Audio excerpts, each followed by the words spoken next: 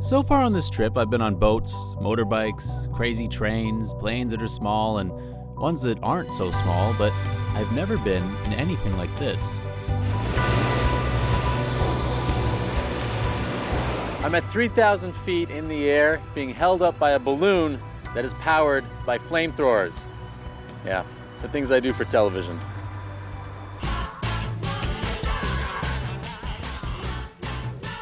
You've seen the icons, but trust me, there's more out there. You might want to stick around. I'm Jason Godfrey, and this is my journey down under. The diverse and hospitable landscape of South Australia varies, from panoramic farmland and picturesque wine country to its clever, cultured, and cool capital. Welcome to Adelaide. Now, this place is often referred to as the 20-minute city, but not because you can see everything they have to offer in 20 minutes, but because the city is so well laid out that you can be anywhere in just 20 minutes. And of course, if festivals are your thing, it's also known as the Festival City. Boom! Adelaide's world-class halls and luscious parklands play host to a non-stop calendar of fun throughout the year. This is Colonel William Light, and he designed Adelaide. So he's the one who's responsible for the wide boulevards, the vast public spaces, and for everything being surrounded by lush greenlands. I know he's pointing at the city, but sometimes I like to think that he's pointing at me. Adelaide is considered one of the most livable cities in Australia, and if the food is anything to go by, I can see why. Can't come to Adelaide and not go to the Central Market. I'm gonna go talk to Mark Gleason, who's a chef and market guide, to find out more about this bustling heart of the city. So, this is the Central Market here. People call it the heart of the city. Why is that? We're right in the middle of the CBD, we're right in the middle of Adelaide, and we're right in the middle of the community. Adelaide people love the Central Market. It's a second home. I'm noticing when I look around here, you got an Italian restaurant, sushi, Chinese food. It seems like a ton of different cultures. Our society is a very mixed, multicultural blend. Everybody's represented here, and their food is represented in the market, and that's what makes it so special. And how did you get started in the market? I fell in love with food. I love eating. All right, so this is your shop, right? Yep, this is my shop. We specialise in some of the old-fashioned style cakes and desserts. Everything's made preservative-free and with the best chocolate. So I thought you might like to try some of this. I would definitely like to try some of your chocolate fountain. Yeah, don't go light on the chocolate. And so now, do you feed it directly into my mouth? Really? There you go, yum. This is really good, but even more delicious when Ophelia is serving it to you. That's special service. People in Adelaide are clearly into food in a big way because the market is packed out. They have so much good food here, it's actually really amazing because everywhere you look is fresh, organic gourmet produce. Mark showed me around to try some of the best the market has to offer. Oh, this is what persimmon is. Yeah, you know. I always see these things and I think they're fake tomatoes. No, this is a persimmon. Oh, so they're not called fake tomatoes. Oh my God, that's really good. Yeah. I don't need superpowers to smell my next stop, the aptly titled Smelly Cheese Shop. Packed with stinky dairy delights, it's a feast for the taste buds, if not the nose. All right, I'm at Smelly Cheese with Lulu. And Lulu, my big question is, why is it called Smelly Cheese? Because it's a really good name. It makes people laugh. And we do have a number of different smelly cheeses that we sell so here. smelly that you had to wave this cheese to get the odor away from me. Try and give you a bit of that. Oh, thanks. Have a sniff of that one. Just press it. Oh, God. So, I got the full blast. So now you know why we're called smelly cheese. Yeah. This is a fantastic Australian one. Let's see if you can sniff in there. Oh. This is even better. It's like a train wreck for my nose. This smells all right to me. Like it's smelly, obviously, no doubt. How can smelly cheese be so tasty? They just don't taste as strong as they smell. I mean, if you let them get really old, they would. If it smells like that, it's going to add to the flavor of something.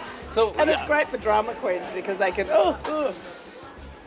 I know what you're doing. I know what you're doing. I know you just called me a drama queen. This will be worth just watching you, I think. What? So this is the one you didn't think smelled too bad. Yeah, it doesn't smell too bad. And then... Actually, no, that's good. Truly? Yeah, I like that. That's nice. Okay. Yeah, I think that was a good one. You didn't make me smell eau de toilette here. No. Oh! I'm leaving the sights and smells of the city behind for a trip to the countryside.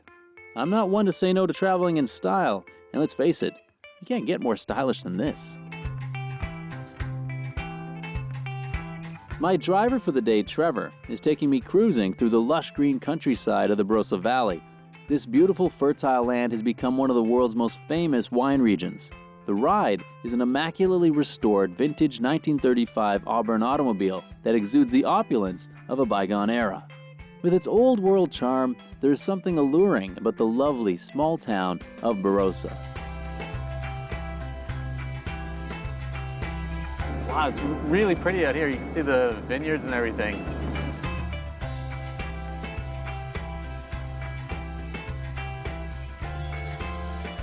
Trevor's taking me to my first port of call on my wine trail, the magnificent Chateau Tanunda. Thanks a lot, Trevor. So this is Chateau Tanunda. This is the birthplace of the Barossa Valley's wine industry. So what better place to go do some wine tasting? And just in case I don't want to use a spit cup, I've got Trevor to make sure I get home. This is considered the birthplace of the Barossa wine industry, with the vineyards starting in the 1820s and the chateau built 60 years later. But it wasn't until a plague of aphids destroyed vines all over Europe and Australia had to pick up the slack that the Barossa wine industry really took off. Chateau Tanunda has always been about wine. So built in the 1890s, it was really made for distributing wine. You guys are still making wine though in the traditional method, I understand. That's correct. Yes, there's different ways that we do like to make it in traditional methods. Hence oak barrels, so we crush straight into those oak barrels. And by doing that, we're infusing it with different characters. It sounds delicious. Then can I try one of your signature Sure. sort of wines? Our main prize wine is our 100-year vine Shiraz, which is a 2009 vintage. This wine is a fantastic wine in many different rights. Cheers. Let's try it out. Wow, that's really nice.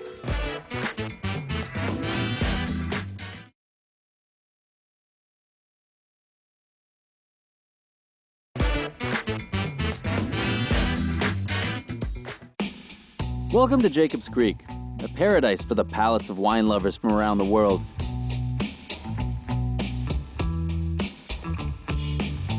I'm arriving at the visitor center, which is situated among the various vineyards and the beautiful Barossa Hills. This place provides the perfect marriage of sight and taste.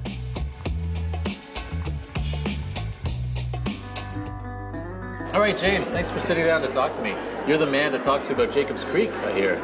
Absolute pleasure, Jason. Yeah, here we are on the banks of Jacob's Creek. We have our beautiful creek just outside our building here, just outside the Wait building. a second. We're on the banks of Jacob's Creek. So Jacob's Creek is a real... It's a real creek named in the very early part of our colonial days by Colonel Light, who designed the city of Adelaide. By Colonel William Light. Colonel William Light. He stands over the city of Adelaide. He's like... Finger pointed out. He's like, hey, Yeah. that's the city I made. He's a bit of a narcissist. He's got to tell everyone. Yeah, well, he came and surveyed up here, and his assistant that helped him, his name was William Jacob. So Jacob's a real dude. He was a real dude. He came here and he drew up this area, and he made his home here on the creek, right here where we sit today. Yeah. Until this very day, 165 years later, we've been making wine here on the banks of Jacob's Creek. Where are we right now? This is a... This is the Jacob's Creek Visitor Centre, a really big tourist destination for people from all around the world. We have about 160,000 visitors through here every year. We celebrate food and wine matching with our beautiful wines, but also we celebrate the history and our ancestry and the heritage of our brand and the Barossa Valley. So you mentioned something really interesting in there, which is the food and wine matching. You know, and I don't know how to match food and wine. Can you help me out? We're going to help you out today. We're going to have some beautiful food, and we're going to select some of our Jacob's Creek range to go with that food. Okay, so we've got the food. Now we got to match the wine. So I've got a salmon dish here, which looks phenomenal. First of all, I think we're going to have a look at the Jacob's Creek Chardonnay. Sounds good. Whites always go with fish, or... I think the rule of thumb has always been that whites go with fish, but I think we've changed the way we look at food and wine matching over probably the last 10 years. It's about what goes with the fish. It's really about what sort of salad or salsa or how spicy the food can be. And sometimes if it's a little bit more spicy, we might even match it with something like the Barossa Shiraz. What's the official way to sort of test this? I take a little bite of this. I think we take a little bite of just a little sample. Yeah. Swirl. Swirly swirl. It's like the salmon kind of came out a little more after I drank a little bit of it. Now there is a little bit of spice with this. Does that mean I could theoretically swap to the Shiraz if I needed to?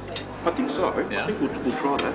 We're breaking all the conventional laws. We're breaking all the conventional laws now. Yeah. Doesn't matter. No. We're at Jacob's Creek. We can do whatever we want with We wine. do whatever we like here today. That works as well. Yeah. They both kind of work out, huh? Yeah, I think that. Would it be wrong to take one bite and then two sips? Please, there are no rules anymore. You can do both. You can do whatever you wish. I can do whatever I want. And what I really want to do is try some more of their amazing wine with the sensory experience. Okay, I'm here with Shan, and she is my favorite sort of educator. She's a wine educator. Okay, so where do we start with what we're learning? We've got these intimidating menus. Basically, the general idea is to let you appreciate the wines with all the senses. Your sight, the nose, the smells, and the touch. So we start by smelling stuff in pots. Oh, no, I got it. It's cloves. Yeah. Oh my gosh, you totally got it right. This is a fun game. I got this. What is it? It's a fruit. It's like grass or like dandelion or... Sir, you got a fantastic nose. 2 to 1. No, you're definitely right. There's no right or wrong answers, but 2 to 1 for me. I missed my calling. What do people who can smell stuff, what do? I can go work for the police or work at the airport or something. Yeah, you can be a professional. Professional luggage sniffer. Enough sniffing, time for the tasting. You got the spit cup. Yeah, for you to spit out. It's all about the culture. It's experiencing wine tasting. So unfortunately, Frank, we're gonna have to drink this. Well, all I can say is, thank God I am not driving. All right, that's 2 wine tastings down and 1 more to go. And for this one, I'm changing my mode of transportation. I'm trading in the classic car for a trike. We're gonna eat up the road. So though my mode of transportation has changed, I'm not changing my mode of wine tasting. Ain't using a spit cup. Let's roll out, Tommy. Woo!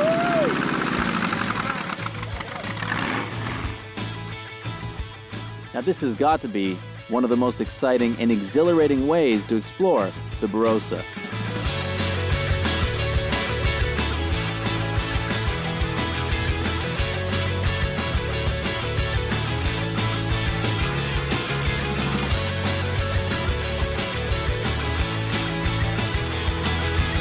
Thanks a lot, Johnny. All right, my next stop is the Penfolds Winery. And the best part about Penfolds is I get to blend my own wine. You can try your hand at blending wine to suit your own personal taste, and even take your concoction home.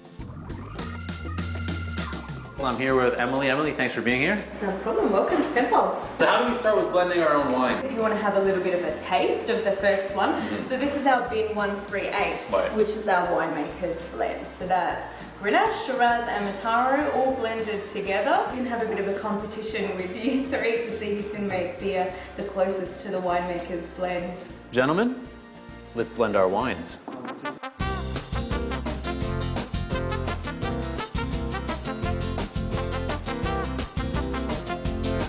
Actually, all I'm doing is smelling the wine, but really I'm looking back to see what Bob's doing, because I think Bob is my horse to copy. I'm not worried about Frank. I got Frank. This competition was heating up, and I was bringing the flamethrower. So Emily, Yes, let us know. Let me inspect. Well, I have to say that this last one is the closest. Producer Frank wins.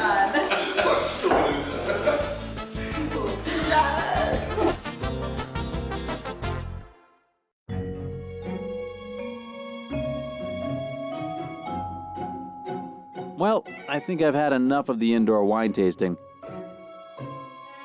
It's time to go outside and feast my senses on the gorgeous greenery of the Barossa vistas. And there's nothing better than the valley's red wine to wash it all down with. Where the heck is everybody? Never mind. I'll enjoy the slice of paradise all on my own.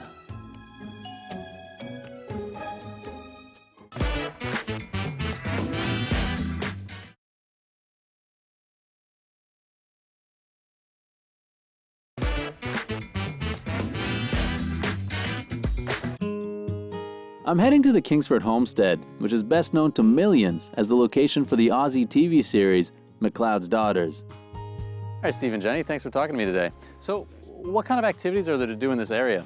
In Kingsford Homestead, Jason, we certainly like people to come into where they can relax and enjoy themselves, make the most of the opportunity of the countryside we have here. We have the bush bath, the unique bush bath. We also have walking trails. That's really fantastic. And do you have fishing down in the river? Yeah, you can do some fishing. Apparently there are redfin in the river, so people can enjoy that as well. Yeah. And what about the wild dogs I heard that roam these hills? Ah! Here's one now! It's vicious. No, he's not. He's beautiful. Look at him. No way. He's so well behaved. And of course, off camera, the dog doesn't listen to me, but on camera, it does. What a scene stealer. The renovated 1856 sandstone Georgian homestead is a little hideaway in this idyllic locale. So Kingsford Homestead is a 7-suite luxury accommodation venue here in the Barossa Valley. It's been developed by my wife and I, so we're very passionate about the property. When was this place built? How old is it? It was built in 1856 by a guy called Stephen King. So Stephen King... Not the horror writer. No, it wasn't the horror writer. It was one of the guys. He actually came and he actually established Gawler. It's a local town. So do you have a favorite room? My favourite room is the cellar. I love the cellar. Really? It's just fantastic. Because you're into horror movies. No, I love fine food and fine wine. So where are we headed right now? So we're headed into the Stephen King suite. All of our suites are named after previous owners of Kingsford. And it makes it very special. My wife has actually personally designed everything. Well, that's great. Well, the experience I'm after right now is that outdoor bath. Can I go try that out? You sure can. It'll be great. We'll set it up right now and we'll be there in a minute. And there's hot water. It's definitely hot water. Yes. All right, I'm ready for my nature bath. You know, normally when I bathe in nature, I'm in a river and I'm freezing, but not here in Australia. Here in Australia, I've got a bathtub, I've got hot water, and I've got these binoculars. Let's see what we can see. Oh, it's nice. It's cold out here, but it's warm in here. Oh, that's good.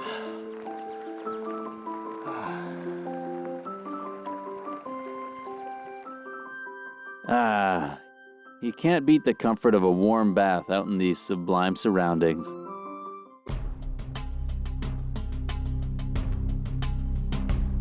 It is so early in the morning that I can't even see false dawn yet, and it's about 1 degree, so it's pretty nippy out here.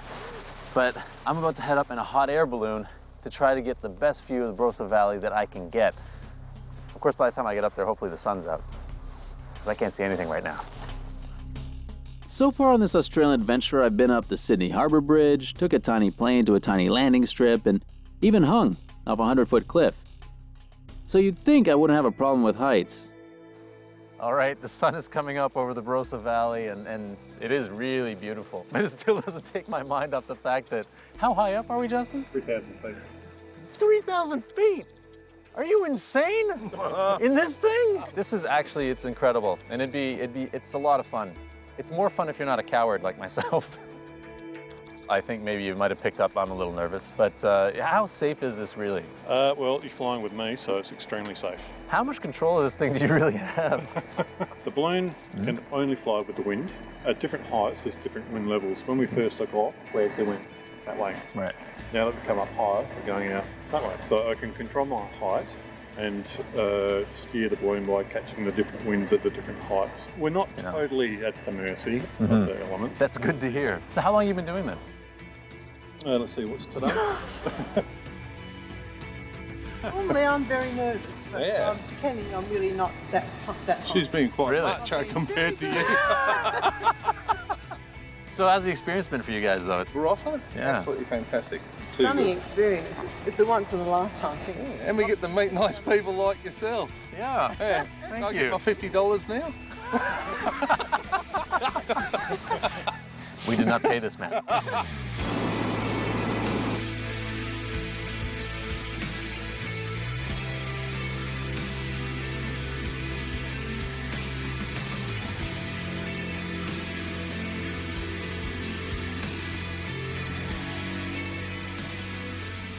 The Barossa Valley has been great, the wine has been incredible, and the view from here has been stunning. And once you're up in the balloon for a little while, you get kind of used to it. You realize the floor isn't going to break out from under you, and everything's going to be all good. And then I can just sit back and relax and enjoy the sunrise. So my balloon ride and my trip to the Barossa Valley are coming to an end. and I am so happy to get my feet back on the ground.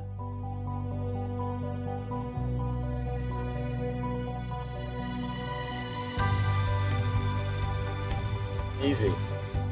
Too easy. Coming back to Earth from that sky-high experience felt like waking from a dream in the morning.